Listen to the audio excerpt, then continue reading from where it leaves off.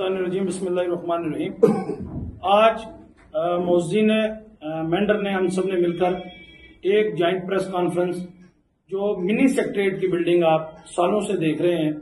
जो मेंढर की पॉलिटिक्स के नाम पर भी दब्बा है और हम सब लोगों को भी के सामने एक खुशगवार माहौल में वो एक नेगेटिव इम्पैक्ट दे रही है हर जगह से, उसके लिए बुलाई गई है। मेरे साथ जो है शहर के इम्पोर्टेंट लोग हैं, सरपंचीज हैं, पंचीज हैं, डॉक्टर यूनुस साहब हैं। हम सब का मुद्दा ये है कि आज तक 2010 में इस प्रोजेक्ट को जो है वो अप्रूव किया गया, और अप्रूवल तभी होता है जब किसी चीज को प्लानिंग में रखा जाए। 14 करोड़ का ये प्रोजेक्ट था और प्लानिंग के तहत उसको शुरू किया गया। जब शुरू हो गया तो बीच में कोई कुछ वक्त के बाद में 7 से 10 करोड़ रुपए जब उसके निकल गए, उसके बाद उस प्रोजेक्ट को बंद कर दिया गया। मेरा सवाल और मुद्दा यह है हम सब की तरफ से कि एक प्रोजेक्ट जो 14 साल पुराना है उसको कंप्लीट नहीं किया गया, और ये जो हमारी 3 तहसीलें हैं, 3 ब्लॉक हैं, 75 पंचायतें हैं, इन सारी की परेशानियों को government of Jammu and Kashmir ने प्लानिंग के तहत मिनी सेक्रेटरीट के एक प्रोजेक्ट को शुरू किया था। लेकिन मुझे आज भी ये कहने में बिल्कुल भी परेशानी नहीं हो रही है कि हमारे पॉलिटिकल इनकम्पिटेंस की वजह से,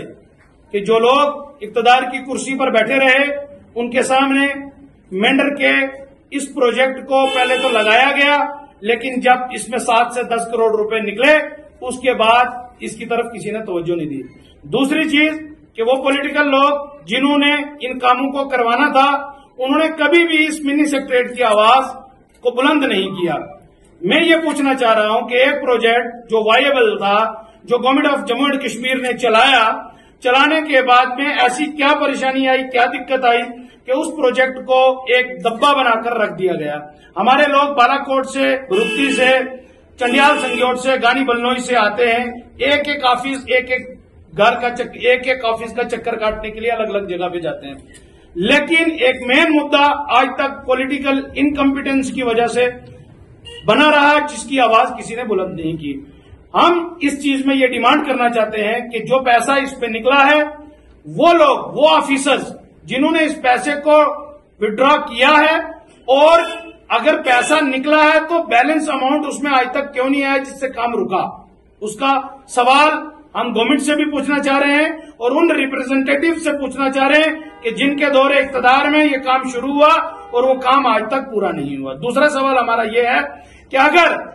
इस प्रोजेक्ट को पूरा करने के बाद जो अमाउंट उसमें ना आया तो उसका रीजन क्या,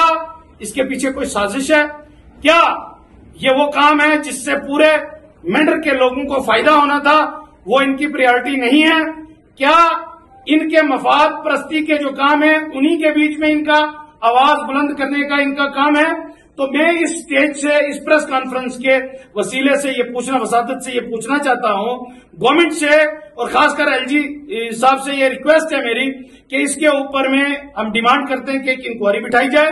और जो पैसा सैंक्शन हुआ था वो कितना लगा और बाकी पैसा क्यों नहीं आया, और जो ऑफिसर्स और जो पॉलिटिकल लोग इसमें इन्वॉल्व हैं, जिनकी वजह से ये प्रोजेक्ट आज तक रुका हुआ है, मेंढर की आवाम के लिए परेशानी बना हुआ है और हमारे नाम के ऊपर एक दब्बा है, इसलिए उन लोगों को अकाउंटेबल किया जाए, उन लोगों को सामने लाया जाए कि ये प्रोजेक्ट बनवाया गया, इतना पैसा जो है जम्मू कश्मीर की आवाम का और जम्मू कश्मीर की गवर्नमेंट का इसके ऊपर खर्च किया गया, और उसका कोई मकसद आज तक पूरा नहीं हुआ। आज भी जो बिल्डिंग बनी हुई है उसको 15 साल हो गए, 15 साल से वो बिल्डिंग वहीं पड़ी हुई है। मुझे तब शर्म आती है कि जब मेंढर से कोई बंदा उठता है वो कहता है कि मैंने मेंढर को बेंगलोर बना दिया, दूसरा उठता है वो कहता है कि मैंने मेंढर को स्मार्ट सिटी बना दिया। लेकिन एक शर्म की बात यह है, हम खुले लफ्जों में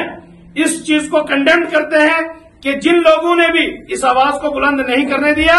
आज के बाद हमारा ये प्लेटफॉर्म इंशाअल्लाह हर जगह पर हर उस चीज को उजागर करेगा, हर उस चीज को आवाम के सामने लाएगा, हर उस बेज़ाब्तगी को गवर्नमेंट के सामने लाएगा,